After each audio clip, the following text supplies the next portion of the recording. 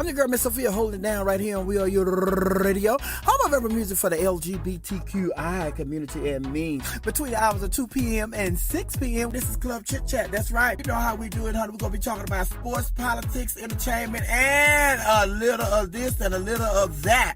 That's why we call this Club Chit Chat, baby. With the happy hour coming to you at 5 p.m. like no other happy hour you've ever experienced. So make sure you're around during our happy hour. Hey, I'm your girl, Miss Sophia, holding it down right here on WERUradio, home of urban music for the LGBTQI community and me. Come on, baby, let's ride.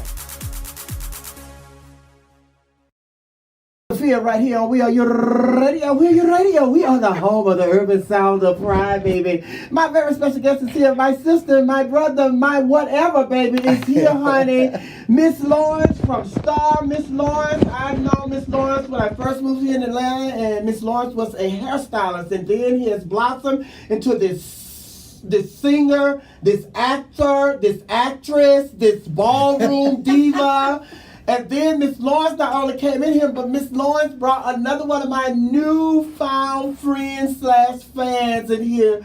One of the CNN contributors, Charles Blow. Hi, Miss Lawrence. How are you? Hey, sis. Hey, so. Go ahead. No, you go ahead. You the girl. When you asked me to come, first of all, I'm mad because you said you had reached out and asked. I did not see when you asked me to come before, but I'm just so happy to see you with your own radio show, and you know this is long overdue for you. So whatever I can do to help, where we can help each other, I'm always here. Just know that. I don't care where I'm at, honey. Even if I ain't in Atlanta, honey, if I gotta come back home, Skype, whatever the hell you need, I got you, honey. I appreciate it, honey. And not only I did not even get a bio. I didn't look at the bio or nothing like that. I don't have nothing. Family. You don't need all that. We're going to get into all of that, honey. The reason I didn't have to go and Google who Miss Lawrence is and all of that. But before we get into that, hi, Charles. Hey, Sophia. How are you? So, I was just having lunch with Lawrence, and he made me come to... I didn't make you come to nothing. To join his job. And I was like, okay, I'll come. But I know you're going to put me on the radio, though. Charles, if I'd have known you'd have been here, you would come and honey. We would have been talking about this election. We still going to talk about this election and everything that's going on in Georgia. Charles, we have turned Georgia blue. Yes, we have. Since I arrived. Yeah. Oh, that's what it is. That's what it is. All right, we're going to talk about some of this election throughout the day. So you're going to be contributing to this conversation about this election. But Miss Lawrence. Yes. How are you? I'm here. I'm still here. That's all I can say. You know, taking it one day at a time during this pandemic. That's pandemic. a gospel song. I'm still here. It is a gospel song by Dorinda Clark. Okay?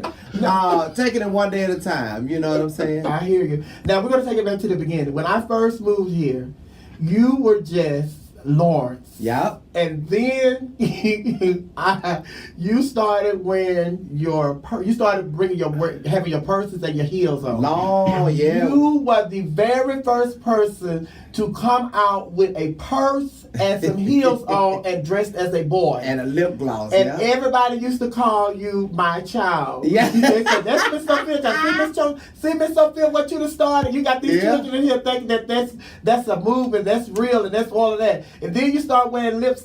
So then I started calling you Miss Lipstick. Yeah, you did used to call me Miss Lipstick. I just call you Miss Lipstick. I remember I would come to the club, Sophia would say, and I would walk by to go tip one of the girls. Sophia would be on the mic and say, see what happened when they let gays in the military?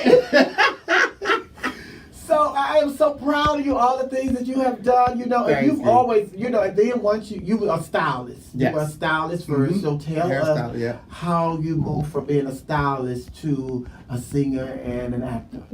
Growing up, I've always loved singing. I've always kind of had an innate liking to the arts, performing arts, dancing, singing, acting, all of that. So, when I was in high school, I went to Tri-Cities High School here in Atlanta, which is a performing arts school. I participated in it. I was in drama, I was in dance, but I shied away from that world because I didn't think that the world or that arena was ready for me, because I was always unapologetically me. As you said, when you long time ago, I've always been in a heel, whether it fit or not. Sometimes back then, and a purse, honey, and all that kind of stuff. So I left it alone, and I've always loved the beauty industry. So I got more involved in the beauty industry and kind of exploring my gifts and my talents with that. And I went on to become a hairstylist, and just giving 110% to that, nurturing that side of me, and making sure I taught others and brought other hairstylists up. Everything just kind of came full circle through my clients who were prominent figures in Atlanta. One being Sheree Whitfield, who was on Housewives of Atlanta, who invited me and asked me to come on to Real Housewives. And from that, Andy Cohen took a strong liking to my personality, and from that, my own show with Bevy Smith, who's my dear friend and mentor, and Derek J, Fashion Queens. And from there, Lee Daniels was a fan of that show, and he was also friends with Bevy, and that led to me being in scripted television now. Star. Empire, then Star. I always have to throw Empire there, but yeah. But as my first series regular role, and as that real stamp of approval, yes, it was Star. And also, when I first talked to you, when you first came out with your song, when your song first came out, and then I talked to you, I'm like, Child, I know you was a singer. You say, singing is my first love. Yeah. So you were in your salon. You had your own salon. Do you still have a salon? No. I retired from the salon industry, I think 3 years ago, maybe. Probably about 3 years ago. Yeah, no, I let it out. I let it go because the industry has shifted a lot. The beauty industry, in particular, the salon industry, it's shifted a lot. You know, a lot of stylists are, they're more motivated by the idea of being like their own owning their own salon. So the salon suites and stuff have kind of taken over the city, where everybody gets to be have their own kind of salon within a building. So that kind of took over. But I left the industry right before that I saw where it was going. I knew it was time, and I just couldn't serve both masters. I knew I had to pick and choose which one was it, and it was very, very hard for me to make that decision on which one, whether or not I should leave the salon industry. It was a very, very, very hard decision I had to make. It took me about 1.5 years to make the decision, and once I got confirmation that it was time to move on, then I let it all go. I'll always be a part of the beauty industry because that's just in me. But being like hands-on and owning a salon and physically doing hair, I had to let that side go. But make no mistakes, honey. You still know how to cut and coif. Make no mistakes about it, honey. And people can hire you if they still want you with my eyes closed. No, they can't hire me, but still with my eyes closed, honey. They can't book you to do no hair. No. Nobody can book you. You're not gonna even go do nobody hair. If Oprah Winfrey call you and say, "No, you're not gonna do it." No. You just let it go. You're not doing nothing. No. With hair And you anymore. know what? Even before I retired from the salon industry, I stopped doing celebrities. I did a few celebrities during my span of being a hairstylist, but that wasn't what I went after. I didn't go after the celebrities. I liked my everyday working class corporate professionals and just my everyday working class people, because those are the ones that sustain me. I didn't get into being a celebrity stylist. I like the idea of being a celebrated stylist, and so that's what I stuck to, and it served me well. But it's nothing against people that do celebrities and stuff, because that's very, very lucrative. That just wasn't my thing. And also, when it comes to the styling, the hairstyling, and the makeup and all of that, I think the internet has changed the game on that as well, because you can go on internet now and just learn have how a to whole do everything. tutorial That's what I mean. How to do makeup and hair. And that's what I mean. The industry changed. It shifted. You gotta know when to hold them and know when to fold them, honey. And you have folders. Yeah. When it comes to the beauty industry. All right, this is my very special guest, Miss Lawrence, all the way from DATL, honey, the beauty industry. But the beauty industry no more, honey. You are on the big screen now, and you are in the recording studio. We have a lot of your songs here. We're going to be playing them today. We're going to be talking about some things that, what's going on with you. Because I know one while we were talking, and there were some things that you couldn't talk about. So I want to know if those things are on the table now. We can talk about that. We can talk about everything. Yeah, ain't nothing hidden. Well, I don't have any secret projects. All right. Everything is out. Yeah. Well, hold your horse, Sunday, because we're going to take a break right here. We're going to come Okay. back with Miss Lawrence and Charles Blow. Oh, my God. Yes, Charles, I'm going to be talking to you. We're going to be talking about this election. Oh, my Charles, God. Atlanta, Georgia is blue. Yes, it is. And I am so glad, Lawrence, thank you. I love you, and I love me some Charles, and you done surprised me, because when I called you, called me from downstairs, I was like, I hear somebody in the background. I want to say, who is it you got with you, girl? And I'm glad I didn't ask, because when I saw Charles, honey, my face lit up like a child in a candy store, because I love me some Charles Blow, honey, because you know I'm in the politics just as strong as you are, Charles. So we're going to be talking about that, too, along with Lord and everything that Lord has going on, honey. I'm your girl, Miss Sophia, holding it down right here on WERUradio. WERUradio. We are the home of the urban sound of pride. Y'all hear Charles in here mocking me. This is Ain't Nothing But a Feeling by Patti LaBelle, honey. Come on, Lawrence and Charles. You got nothing but a feeling today. Ain't nothing but a feeling. Welcome back to Club Chit Chat with your DJ, Miss Sophia, right here on WERUradio. WERUradio. We are the home of the urban sound of pride, baby. That was Destiny Childs with 8 Days of Christmas, honey. Yeah, we done already started playing our Christmas music, honey. I told y'all the CEO was excited about playing this Christmas music, honey. He wanted to put it in here early, so we ain't even got the Thanksgiving, and he already put the Christmas music in here, honey. But my special guest today, the one and only Miss Lawrence. Hi, Miss Lawrence. Hey, so. And Miss Lawrence brought a special guest with her today, honey, Charles Blow. Hey, Charles Blow. Huge mistake. Now, Charles Blow said he has, how many, you have 5 streams of income, and CNN is the what? Oh, okay. I just said that to say this. Don't let no one stream of income be your only income, because you are beholden. Yes. If that's the situation. 'Cause now we're in and this I know some people don't have the capacity to do that. But if you have the capacity to have separate streams of income, so that you're not a slave to nobody, that no manager, no boss can call you into no room and change your life, Right. Because they said we gotta let you go. If you have the capacity to do that, always do that. Yeah. I love it too, because I don't ever pay for anything. You steal? What you mean? You be stealing? With me. Oh, I thought you said when you say you'll never pay for nothing. I said, girl, you going to the stores and stealing? When I was here, You no. boosted out here? No, I don't boost. A long time ago. But not anymore. Charles is a mess. Yeah, with us. But Dress code listen, is August. But you have always, ever since, even before, when you were at the salon, and when you were at the club, when we met you at the club, and before you got in these houses and everything, you have always been a hot dresser. Where did you get your sense of fashion from? I don't know. I think various of places. The Addams Family. Church. One of my favorite shows. Let me tell you what show. Don't laugh at him, Sophia. Do not laugh at him. You know what show I live for the fashion? It's an old show, honey. What? The Jeffersons, honey. Okay. When I tell you Louise Jefferson and they used to be so done, but I draw inspiration from. So you going out to the Help for Center? fashion. You going out to the Help Center? To the Help Center. What? That's why they work. That was some good old They did ladies not who work at lunch the Help girls. Center. They volunteered. No, they for did a living. not. They worked at the Help Center. Louise Jefferson? Yes. Oh. The Help Yes, Center was a girl, volunteer they did. situation. I thought she was a housewife. I'm sorry. George exactly. He's so annoying. You have got to stop. He's not annoying. He's just a little loud. I'm sorry. But I love But y'all him. know that I'm loud Louise too. was the first black lady who lunched that I ever seen in my life. She didn't have no job. No, yeah, right. She was a real housewife. honey. She volunteered George for Oh, it. wait, on well, that hold on. We ain't gonna just let that comment slide on through here. You No, said she was. She you was a said real- she was a real housewife, as though some people are not. Who not real housewives?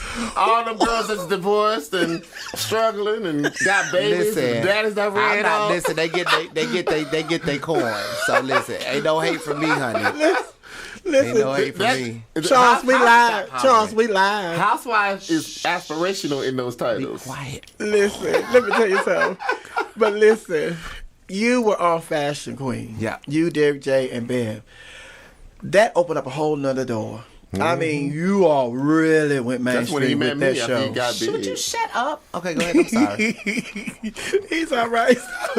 Stop telling that grown man to shut up. But no, but that opened a lot of doors for you guys. Y'all did a great job with that show. How was it working with fashion That queens? was still today the best job I have ever had. The relationships we were able to build not only with each other but our production house, which was Embassy Road. I call him my forever producer.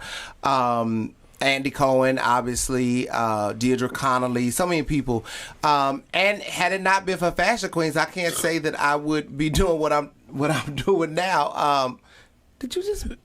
Anyway, that I would be doing that I would have made it to network television. Again, Lee was a fan of our show, and he came up to me in LA one day at a restaurant and introduced himself and told me that he was a fan of our show, and he was also friends with Bevy, and that he wanted to work with me one day. And then later, Bevy made an official introduction to Lee and I, and he asked me to record myself singing something, and I did.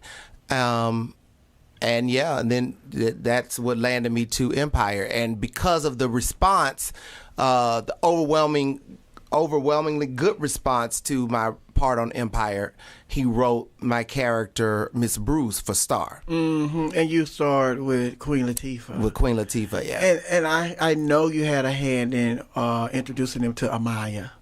No, you did not. No, I did How not. did all No. that come about? I don't know. I don't know how Lee met her. I think through social media. But it's so funny when I went to go and do my audition for Miss Bruce, because he told me, he said, you got to audition for this because it's Fox and they're making me make you do an audition to put it on tape. When I was in my audition, he was like, "Oh, this is gonna be good." He said, "The girl I have playing Cotton, it's a trans girl. Have you ever heard of King Amaya Scott?" I said, "That's my sister." That's my sister from like Ballroom and stuff. He was like, "Really?" So when I got in the car after the audition, I called her and she said, "What's going on, sis?" I said, "What's the tea, Cotton?" And she said, "Wait." We both just both started screaming. She was like, "Wait, bitch, wait, are you Miss Bruce?" I was like, "Yeah." So yeah, it was just coincidental. Cause see, I thought you had a hand in it because that's your sister, honey. So now knowing that you didn't have a hand in it, and it was just like her own work. And then at the time, we were getting all these blogs that were talking about Amaya's going to be the first transgender girl that's going to be on the Real Housewives of Atlanta. She was. So, she was going. They were, to my knowledge, that was in the making. But I don't know what happened. Fell through the cracks. But I guess by divine purpose. Yeah. Yeah, because after that, all the rules were going around that she was going to be a part of Real Housewives of Atlanta, the first trans woman that's going to be a part of Real Housewives of Atlanta. And then all of a sudden, it went from she's going to be on Real Housewives of Atlanta to she is on the first trans woman on primetime network television. Yeah, but they co-opted so much of LGBT culture, so maybe we didn't need a trans. Hello, because that's why y'all on you and Derek J and everybody on. We already had that discussion so many times, so we just gonna let that horse stay buried. Okay. Yeah, honey. I wasn't here when that horse got buried, so I just tried to bury it right here where I was standing. Okay, but speaking of say her name, you say this was your homage to black women. And the culture of women, not just black women, just the culture of women, because I believe it's a culture. So yeah, it was an homage to the women's culture. I'm very clear that me being a person that extracts from women's fashion, who has I'm very in tune with my feminine side. It doesn't. Say it, Lawrence. It doesn't. It doesn't come from just anywhere. It doesn't just fall out the sky. So, you have to make sure that you honor and respect the spiritual world and where we get stuff from. And so that is what inspired me to do Say Her Name. Say Her Name. Yeah. I'm your girl, Miss Sophia. Hold it down right here on We Are Your Radio. We Are Your Radio. We are the home of the urban sound of pride. And we were already in the break. I was listening to y'all. They were listening to y'all too. Big Frida, the whole Big Frida. We were live. I would love to see what magic or what art we could make. Do you know I'm an executive producer of Big Frida's documentary? Oh, they said, not to cut you off, but they said that Leonardo DiCaprio won that year. Oh, when he got ate up by that bear. But we were talking about something off the break, honey. They was trying to figure out this movie and everything. But the last hyenas they came through. But my special guest today is Miss Lawrence, and she brought her special guest with her, Charles Blow. But let me just tell y'all. Okay, go ahead. But we've been having a wonderful time. But welcome to Club Chit Chat's Happy Hour, everybody. That's right. This is Club Chit Chat Happy Hour where we drink a little of this, drink a little of that, smoke a little of this, and we smoke a little of that. Y'all, did she lie? I don't smoke that. No, that's what we do during Club. It's all legal. It's all legal during Club Chit Chat's Happy Hour. Lawrence, Miss Lawrence. Now, George already asked you off the air, and now we're just going to continue the conversation on the air. It's just like, who are some of the people that you would like to do work with, when it comes to singing? And you said you would like to work with. I'm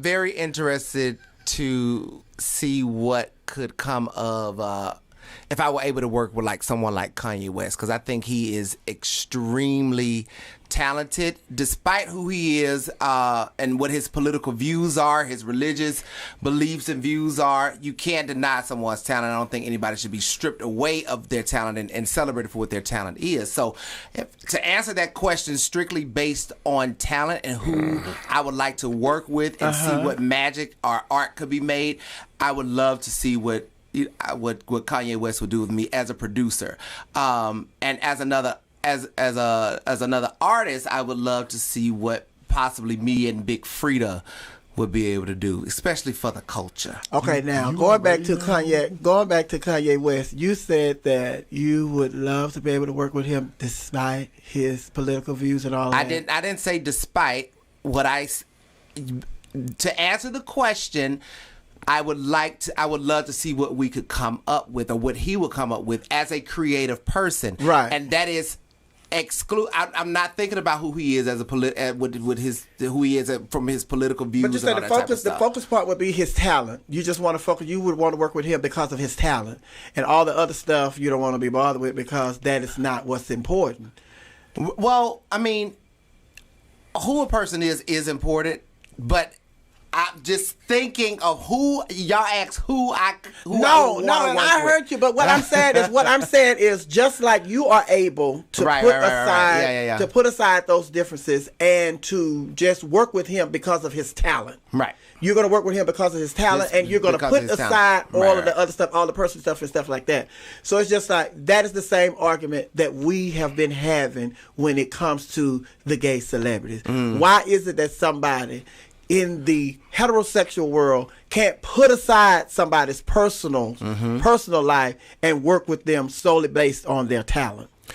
Well, I can't say that the entire heterosexual world or straight community is that, because I mean, I look at my friends Anita Wilson and Rick Robinson. They come from the gospel world, and they're black people, and they took a strong interest. Invested a lot of themselves in me as who's an artist who's openly gay. So I can't say that everybody's like, I wish we could see more of that. I wish we could see more of that, and but hopefully. I think we're evolving, but we're not evolving fast enough to me, in my opinion. Because the thing that, like we were discussing, you were discussing off the air that when Frank Ocean was doing all of this, and Frank Ocean, when they found out that Frank Ocean was a part of this community, now it's just like, where's Frank Ocean? Lil Nas X, they found out Lil Nas X, he was a part of this community, and then it's just like, a lot of people don't want to work with Lil Nas X, but I think Billy Ray Cyrus, him working with someone else outside of the black community helped save Lil Nas X. And then I'm thinking about, when you said the gospel, I'm thinking about B. Slade. When B. Slade first came out and they found out that B. Slade was a part of the community, the gospel community turned against him. So why is it that we are able to just recognize people and work with people solely based on their talent, but they won't give us the same opportunities? Yeah, that's a good question. I don't know. I wish I knew the answer to that, and I don't know. Charles, you want to chime in on that? Well, I just want to say that I don't think you can't put aside their politics, because Donald Trump has literally, for his entire administration, gone after trans people. and Kanye showed up in support of that man. I can't in this community. I can't in this community have anything to do with Kanye because you can't support that transphobia in that man. Like every possible turn where he could do something to hurt trans people, he did it. Because didn't we turn against? You mean Donald Trump? Donald Trump did it. Right. And when Kanye showed up twice. Uh-huh. And not only that, but this election, then 50 Cent jumped on board. And then Lil Wayne jumped on board. So here's the thing. Are you a fan of the show Power? I don't know it really. I'm sorry? I don't really know it. You know it. And you watch it. And 50 Cent expressed that he was a Trump supporter. Mm-hmm. So it's kind of the same. I've never seen Power in my life. Okay. I was trying to be nice. I've never seen Power in my life. It's kind of the same conversation. But the thing about it is, with that, we'll have to wait and see if it's going to hurt their ratings because Correct. It's just like... So, and what I will say is that, we know who Donald Trump is, granted. So... You have these rappers or whoever to come out and say that they support that man or that demon, if you will. Do I think that Kanye have the same views and ideas of the trans community as Trump? No, I don't think that at all. But this is the thing. But the fact you show up, that means you didn't do your homework or you agree with it, and the percentage of black men, even as a Democrat. As a blue person, it's people that we support where we don't share the same views either as those people as well. I not openly attack trans people. Like there are people who are like, oh, I'm not sure about gay marriage. Oh, I'm not sure. Well, that's one thing. Mm-hmm. When you strip away protections for these people. Yes, absolutely. That's a whole nother level. Absolutely. And those people are part of this community. So I'm like, I can't be blind to that. No, but then I'm gonna say this, and then we're gonna go to break. But it's just like when we're talking about this situation, and we're talking about the 50 Cents and the Lil Waynes, but it's just like we're still supporting these men. But we didn't do the same thing for Chrisette Michele. Was that the one that went and sung at the inauguration for Donald Trump? Correct. We counseled her. So why is it so quick that we'll cancel the female, but we always try to give the men an excuse? I canceled BB when I saw him. I was at the Republican National Convention, and I was peeked over that balcony. And I saw BB down there singing. I was like, you know what? That's the last time, BB. Speaking of singing, I'm your girl, Miss Sophia, hold it down right here on WERUradio. WERUradio. We are the home of the urban sounds of pride. Miss Lawrence, we're getting ready to play Stand By Me. You want to introduce this song? You want to introduce it? No, you introduce it. I don't know. You do it. No, just tell you were talking about it earlier. Stand By Me. When the night has come and the land is dark. You've always wanted to do this cover. And the moon is the only light we'll see. That's it. That's about it. That's it. Stand By Me by Miss Lawrence. Merry Christmas. Be together to share this Christmas. I can do all that. This Christmas will If my tongue was a little bit fatter, I could do all that, but it ain't like that. The Lord didn't give me that. Oh, jingle bell, jingle bell. Jangle. Rudolph the red-nosed reindeer. Oh, it was a silent night. That showed us Oh, acting swirly they gave our black kids a moment Three for wise Christmas. men. traveling from the east. Welcome to Club Chit Chat with your DJ Miss Sophia right here on WERUradio. WERUradio. We are the home of the urban sound of They pride. showing My out of very here, baby. special guest today, Miss Lawrence, and also Charles Blow, honey. I'm just sitting by the side. You just sit by the side, and Lawrence is being mean to you.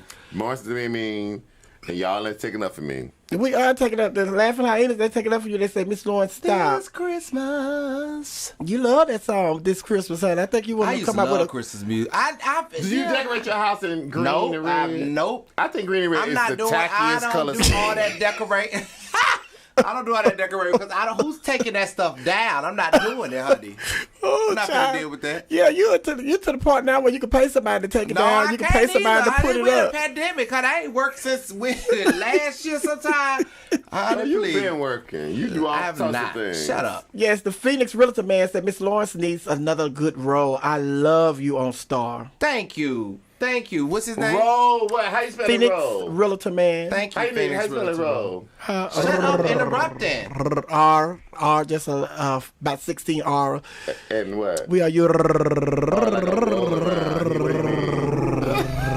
You know what, Sophia? I'm not doing this with you. That's what you keep saying, but you keep doing it with me. Sophia got a T-Bonds wig on, y'all.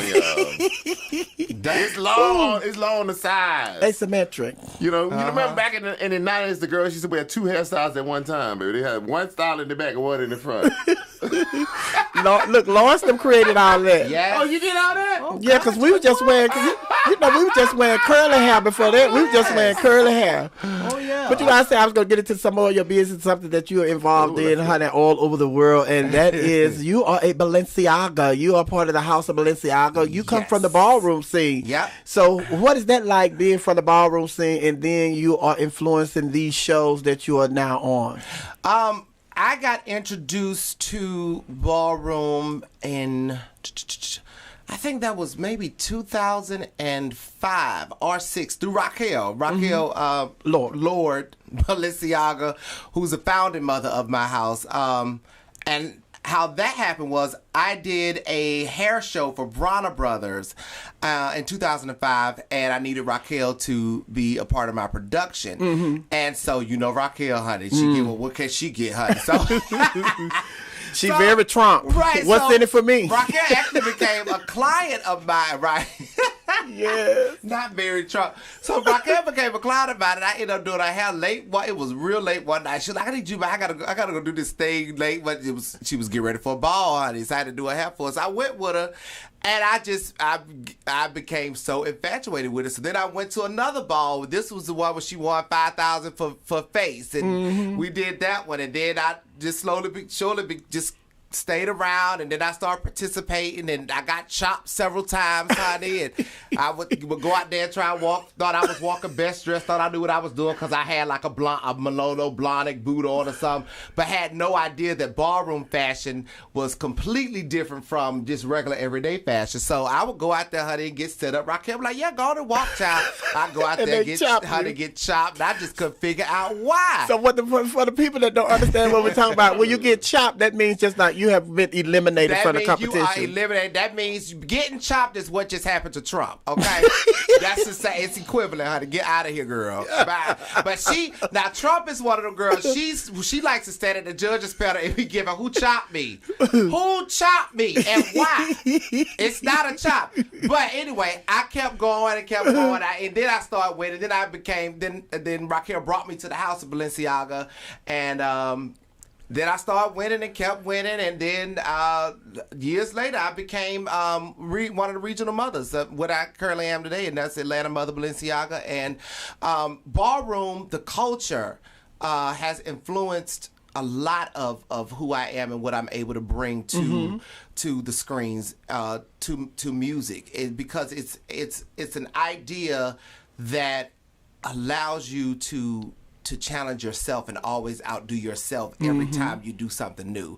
I don't know if I would be as strong in that had it not been for ballroom, you know? Right. And then when I looked at the cover, the picture that you have on your new single that you released, yes, I say that is very ballroom influence. Yes, exactly. Yeah, because you're constantly, every time you're like, okay, what can I did that already. No, you girl, impress yourself, step it up. What you gonna do next? You know, so I have that mentality. I have that mentality, and so yeah, the cover of Stand By Me is that very ballroom. And so then it's just like, you know, coming up and, you know, growing up and just watching ballroom since I've been here in Atlanta. And I know that Andre Mizrahi is a very big influence when it comes to ballroom. Pioneer. I mean, not just here in America, but all around the world. Yes. Him and Jack. And also, it's just like what you all have done and what you all have created within the gay community. Now to see it mainstream with a show like Pose, how does that make you feel? It feels really good because, you know, now people get to see the real reference of what has influenced pop culture so much. What you see from our favorite supermodels, what you see from our favorite entertainers, the Madonnas, the Naomis, the Beyoncés, all you get to see. You get to see the a lot of the real reference when you look at shows like Pose, or when you go to YouTube and you Google balls and all that type of stuff. You get to see where the root of a lot of the things that excite us and get us up off our feet. You get to see the root of it. And we're going to take a break, but when we come back, we're going to talk about, because I think that is what led you to be a part of Fashion Queens, you and Derek J and Ben, because, once you became part of Fashion Queens, then it's just like you already knew about fashion, and that only influenced your fashion heights, and it just took it to a whole nother level, honey, and you were able to influence people about what they need to wear on red carpets and all of that. So we're going to talk about that and so much more when we come back right here at Club Chit Chat on WERUradio. WERUradio, we're the home of the urban sound of pride. You ready to ride, Charles? I've been riding. Wait, am I riding? I'm not riding right now. Yeah, I think I'm riding right now. All right, well, let's ride. Check this out. We got a great show coming your way today.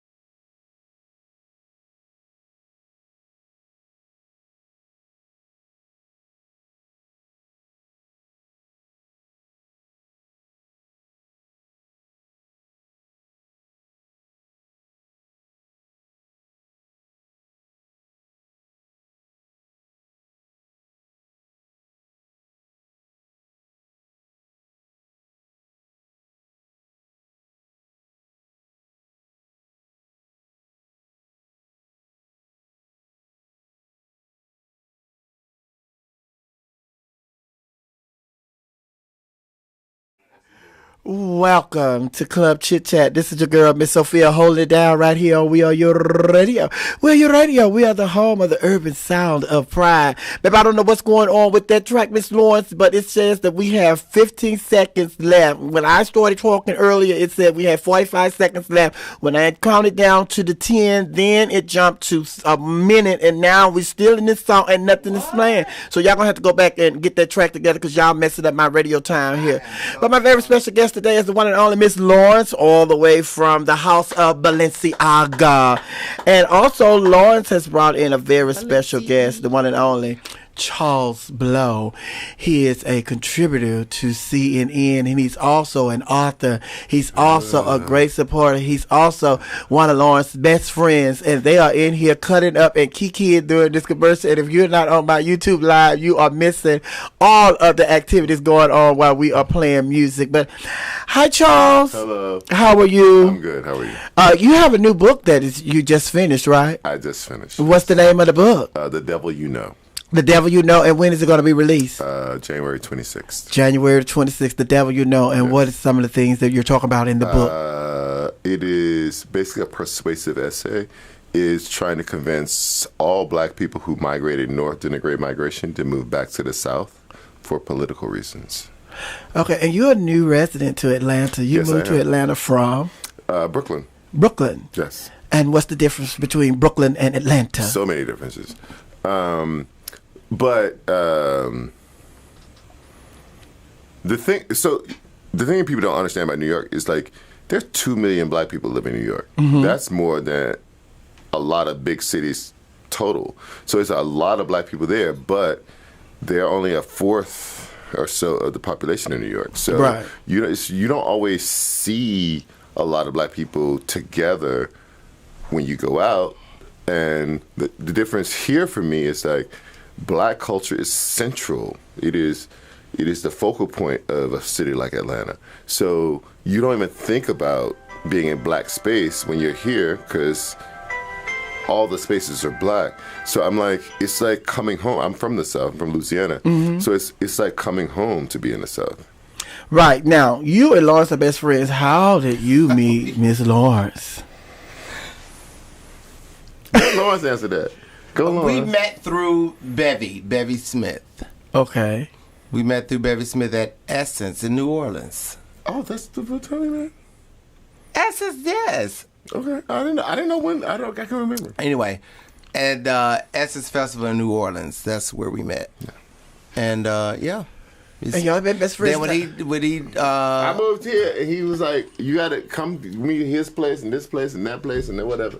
And that hold on. No. that's what happened. Sophia, that's what happened. No. Let me hear your version, Lawrence. What happened? I'm moving to Atlanta. Yes. You have got to show me the city. That's true. You have got to you gotta give me a proper welcoming and all of that type of stuff. That's what happened. Okay. And then he was like, "We got this place, that place, and this place, and that place." So that's what I was doing. But now moving to Atlanta, and you say that Atlanta is blue because you moved from a blue state. New York has always been blue. So literally, the thesis of the book is about black people moving to the South to change the politics of the South. Because at the end of the Civil War, 3 southern states were majority black. People don't realize that. Mississippi was majority black. Majority of the voters in Mississippi were black. Black people moved from the North back to Mississippi because it was the revolutionary state because black people ran it. And so I'm just like, I understand why we moved away, but if you did it, if you were still here, this is what power feels like. There's a reason that the United States is called the United States Of America, because the states hold half the power. So I moved back to be part of it. Now, honey, he could have went anywhere, honey. You see, I'm trying to talk serious, y'all. Honey, Georgia is not the only state in the South, honey. but speaking of Georgia, Georgia has turned blue for the first time since Clinton, President Clinton. Yes. So, 29 years. How do you feel living in Georgia and now that Georgia is blue? I mean, I think I share the same energy and happiness as most AT aliens do, especially the black ones here, you know. I thought he was gonna say me. What? Why would I say you ain't from here? You ain't from here, so please don't just out the blue start trying to rep Atlanta, honey. Okay? I've been living here a whole year.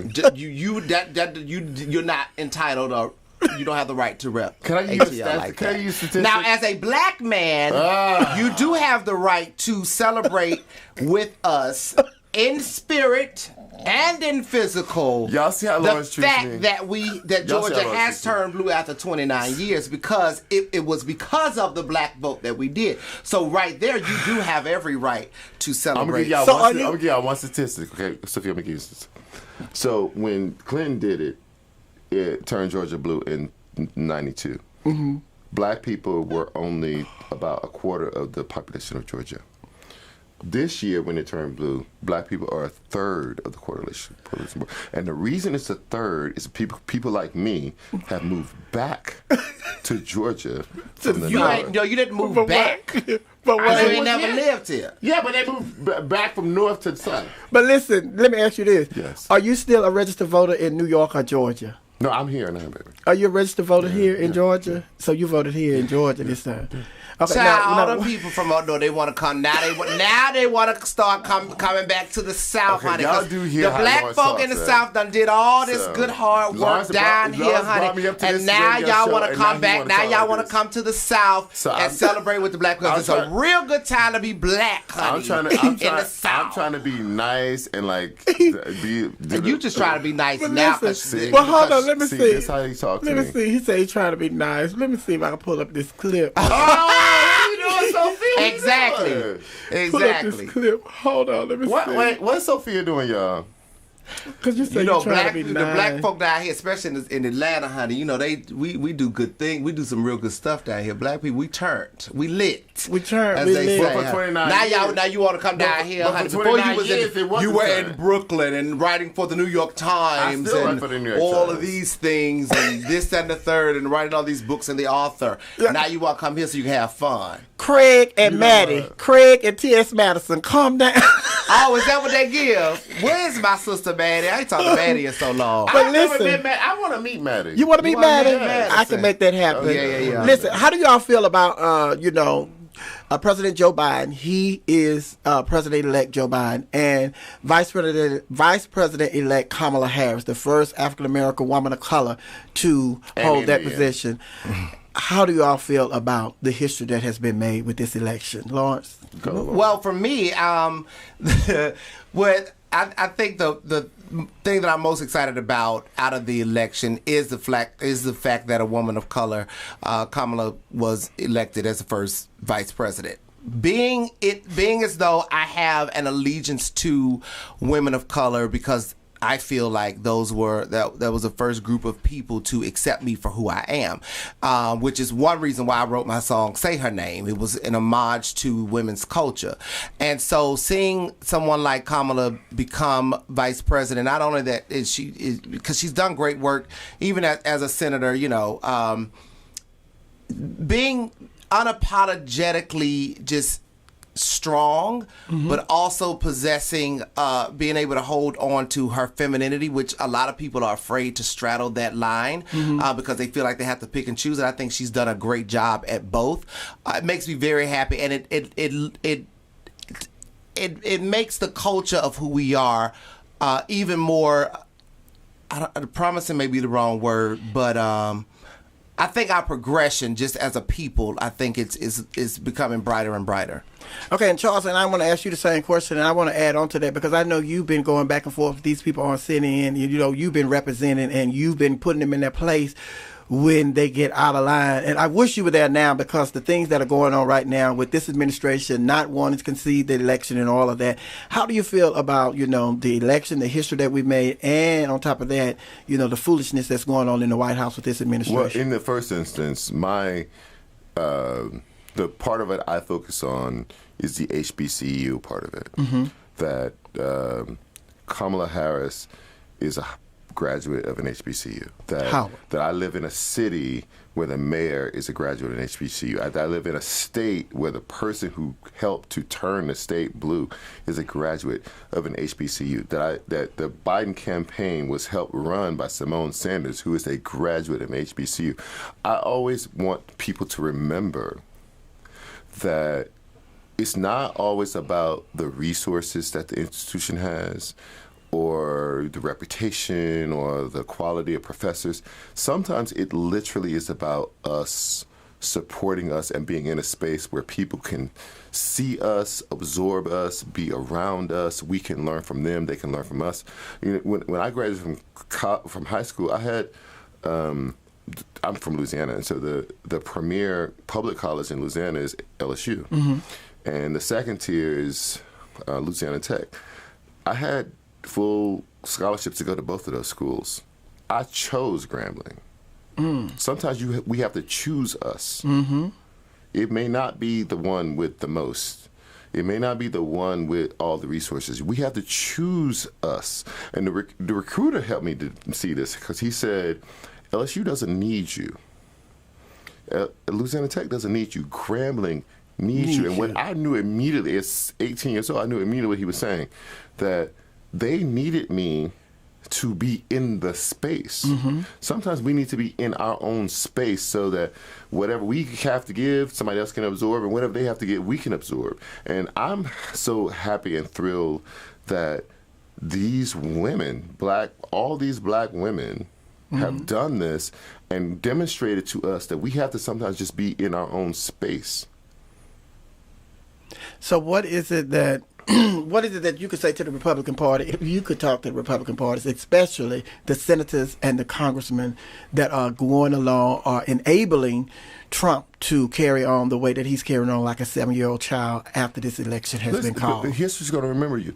Listen, I am not the kind of person who says forever and ever and ever nobody will vote Republican, because I know that at the turn of the century, the Democratic Party was the racist.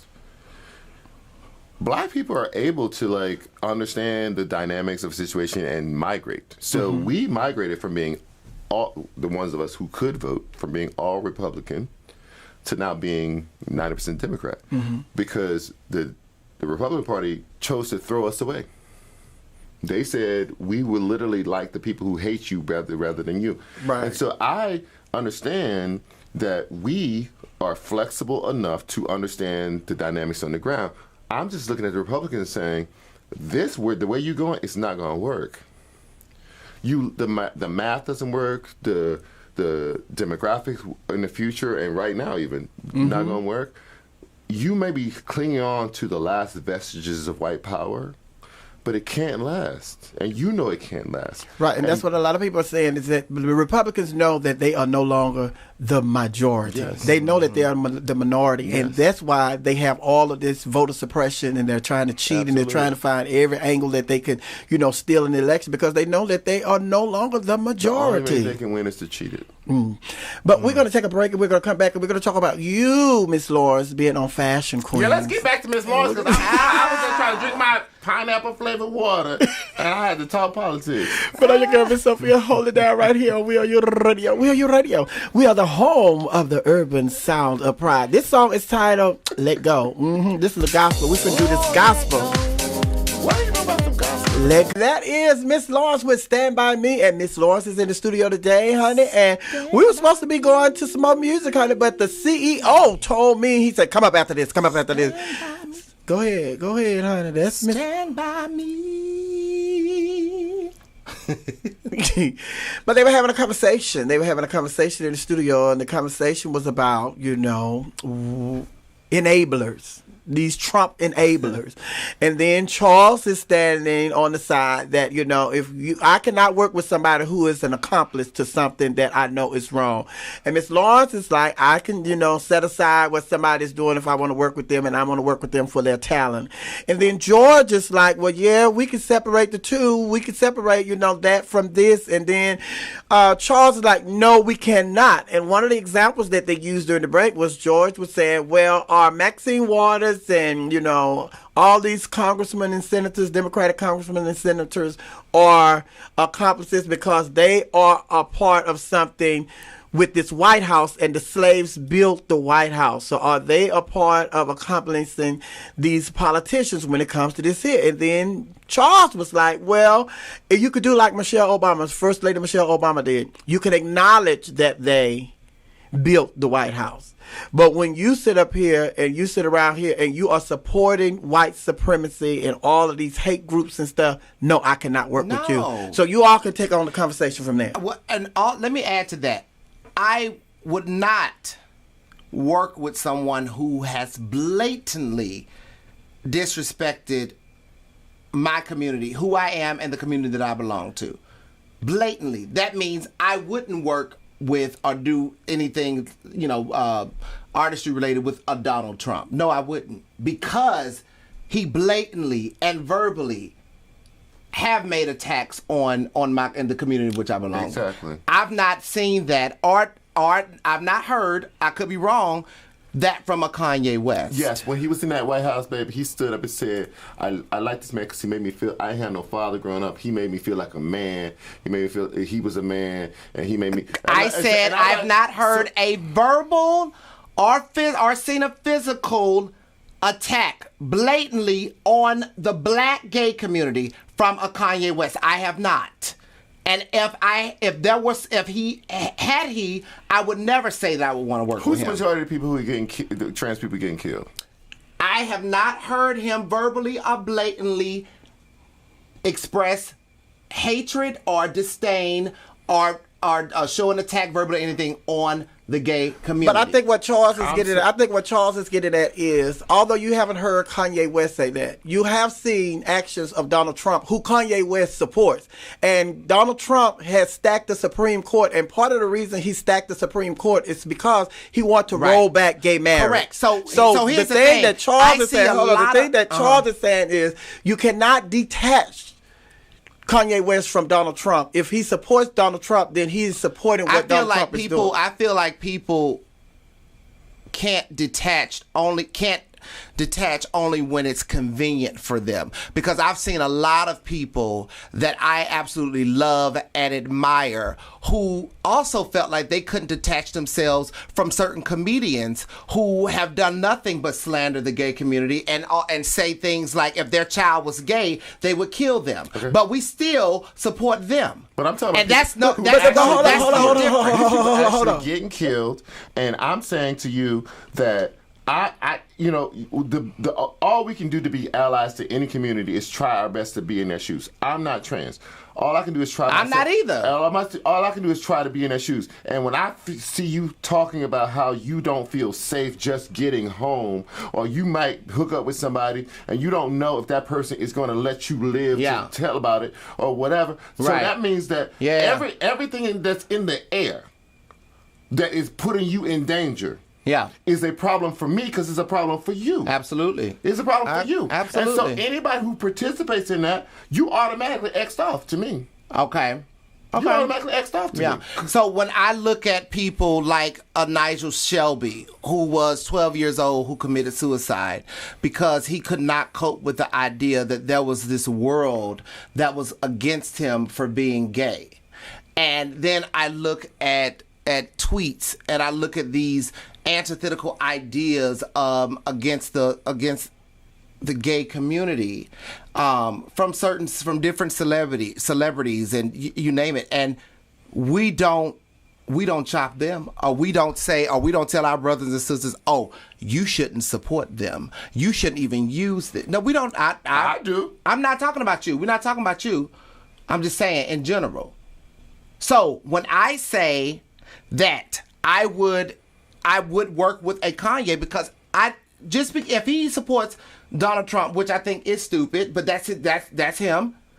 I've not heard him express again any hate, spew any vitriol or anything towards the trans community or the gay community. I've not heard. I could be wrong, but I've not heard. Let me tell you, seen it. This is how it works. Oppression can be passive. Mm-hmm. So you don't even have to be against openly say anything against black people to be a part of the system that oppresses us and makes the cops interact with us in violent ways. Yeah. So, but you can be silent about it. You cannot support politicians who want to dismantle that. You cannot answer survey questions that say you oppose it. Yeah. That's passive oppression. Yeah. And so it is possible to be passive in your oppression. And I don't give a pass to the ignorance that allows that to happen. So you can say, oh, I didn't know. Well, baby, that ain't my problem. I ain't dealing with you. Because these people over here feel like their life is in danger. And I can't have a passive approach to defending them just because you have a passive approach to supporting the people who are oppressing them. Right, yeah. You know, I think it's just a very fine line when it comes to who we should support and who we shouldn't. I think there are a lot of politicians who have actively voted on things that would oppress us as black people, yet we still vote for them.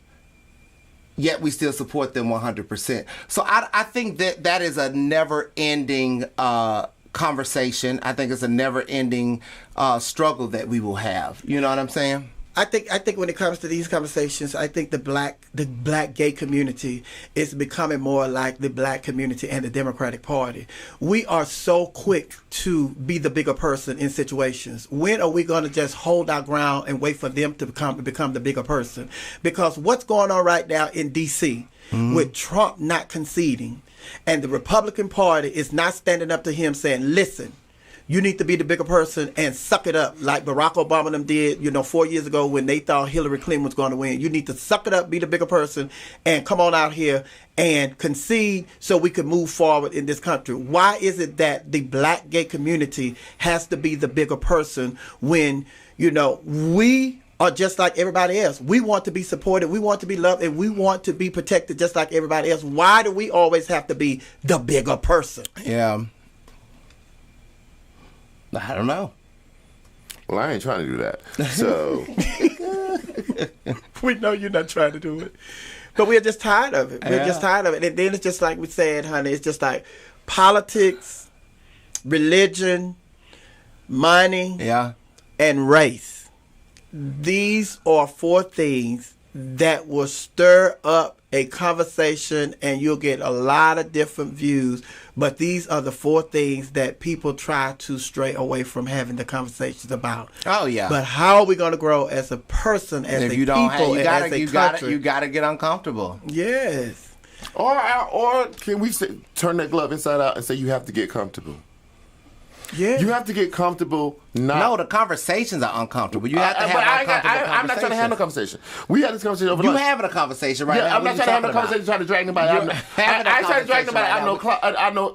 I know caves. No, you want to be a caveman? Stay in the cave, baby. What are you talking about? We had this In conversation. general. I said one of my favorite quotes was Toni Morrison saying one of the greatest effects of racism, even if it's not the intention, the word is the effect, is distraction. It keeps you explaining things that don't need to be explained. And I always say that time, energy, passion are limited commodities in a life. I don't get an endless amount of this. I only have so much of this I can have in my life. I'm only going to have so many summers in this life. Yeah. And then it's going to be over. So I'm not going to spend my summers trying to drag somebody out of a cave when I could be loving my family, being in my community, doing my work, writing my books.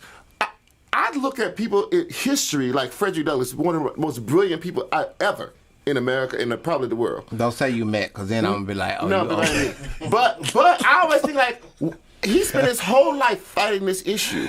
What could Frederick Douglass have done if he didn't have to fight this issue? So I'm just like, But because he fought, he made room for us.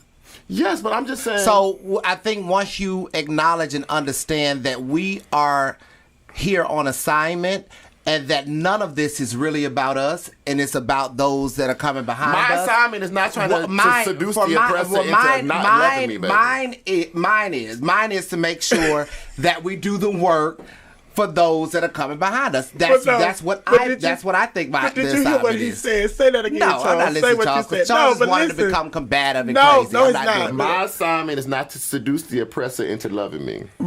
No, but I am going to make you respect me. And I'm gonna make you as best I can respect those that are coming behind me. I don't care if you love me or not. That's between you and God, or whoever your God is. That's between you and the spiritual world, whether or not you love me. But you will respect me, especially in my face. That will happen. That will happen. I'm not even gonna give you my face. That will happen. Honey, I'm just saying. Oh my God. What you gonna give him, Charles? What you gonna give him? That hand he like to throw up on CNN. Oh no, he said he's not gonna give you his face, so that means he's turning around, honey. He give you something else. I'm just saying. Listen, if we become mute and we become quiet, that does nothing for those. I never said be quiet. I'm not talking about you. I want you to calm down. This ain't your interview. That's number one. You trying to be up here. Craig and Maddie. That's number one. Craig and Maddie. T.S. and Craig. Calm down. Calm down. Yeah. But I'm going to invite you. I'm going to invite you back, and I'm going to invite Charles back. Please do, baby. Because and you coming with Charles, come. When you bring him up here to talk about his book, baby, the way I'm going to carry on your interview. Oh my goodness. Oh my goodness. Could I get you to say before you leave, this is Miss Lawrence, and you're listening to my girl, Miss Sophia, right here on WERUradio at Club Chit Chat. This is Miss Lawrence, and you are listening to my girl, my sister, the very talented, iconic, and legendary Miss Sophia on We Are You. Are You? Radio. Club Chit Chat. Yes. Charles, you ready? What? Go ahead and do the same thing. I can't do that. I can't remember all that. Yeah, say, this is Charles Blow. This is Charles Blow. You're listening to Miss Sophia. No, you say it in that voice you've been using for the last hour trying to battle me because I like Kanye West. Because I like Kanye West's music and his gifts and his talent. What I say again? Take two. This is Miss Sophia. So this is Charles Blow. Yes.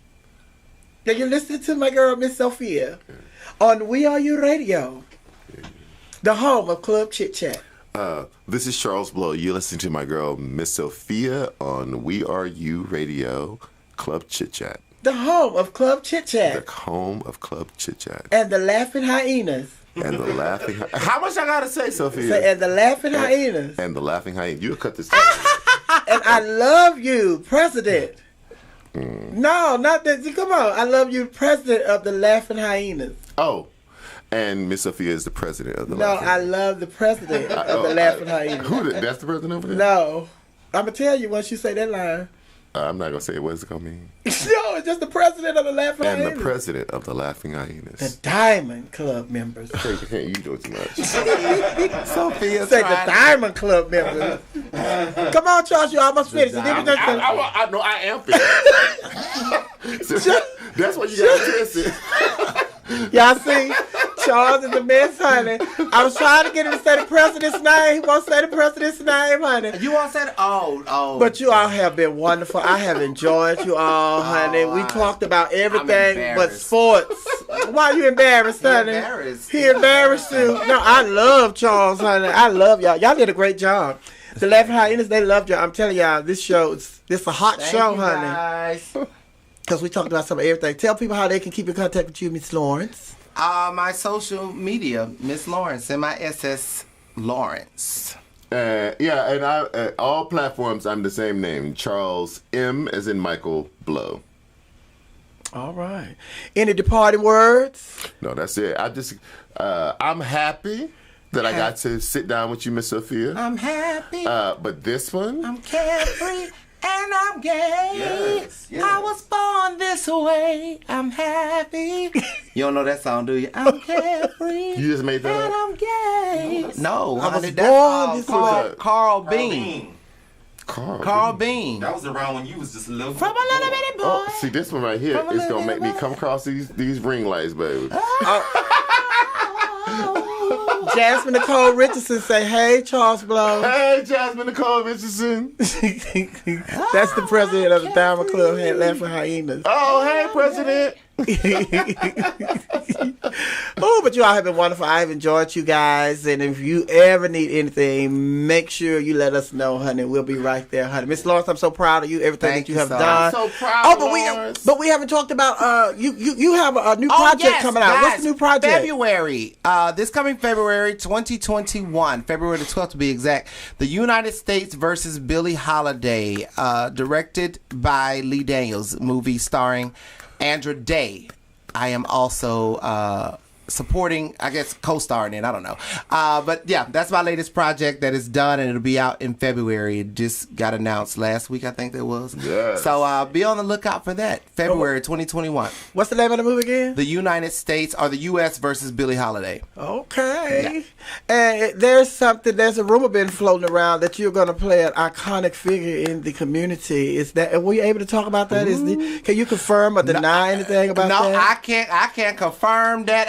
I wish I could confirm it, but I can't because I don't know. So it's just a rumor. It's just right a now. rumor about me playing Sylvester, but I can't confirm that. I have no idea. I don't even know when they plan to start writing that or working on it, but hopefully I hear I'm in the running for it, but I can't confirm that I will be. I know somebody else is happy because they want to play Sylvester because they are one of Sylvester's biggest fans. After Patty, then it's Sylvester. Yeah. Come out with a pie, baby. You are my friend. I never knew it till then. I love you, Charles. Charles is a mess, honey. Charles, what do you have going on, honey? Your book is coming out. Well, book is coming out in January 26th.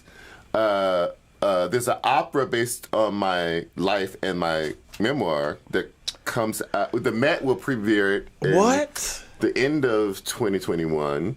September, they're opening. Who's producing the opera? The Met.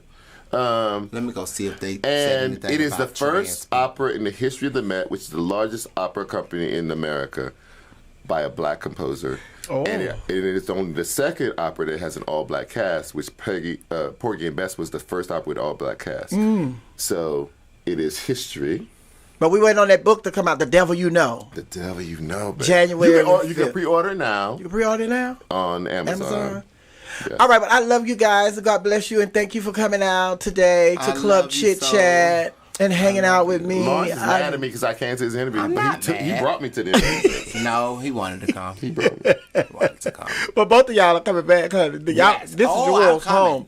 But before I get out of here, I just want to let everybody know tomorrow on Club Chit Chat, tomorrow at Club Chit Chat, our special guest is going to be the one and only J.L. King. So make sure you tune in tomorrow to listen to J.L. King. I love you all. God bless Love you so. Be sweet, be blessed, but more importantly, be a blessing. But above that, be yourself because no one else can be you but you. They can only be a carbon copy of you, but a carbon copy is never better than the original. And you, my darling laughing hyenas, and my We Are Your Radio family, and my Beehive, and my Man and Mob, and my Okras, and my Barbs are all originals. I'm so glad we had this time together, Charles and Miss Lawrence, just to sing a song or share a laugh or two or go back and forth with each other. And before you ever know it, comes the time for us to show it. And the supervisor is telling us to say, so long. I love you all. God bless you. Bye. Bye. And we're out.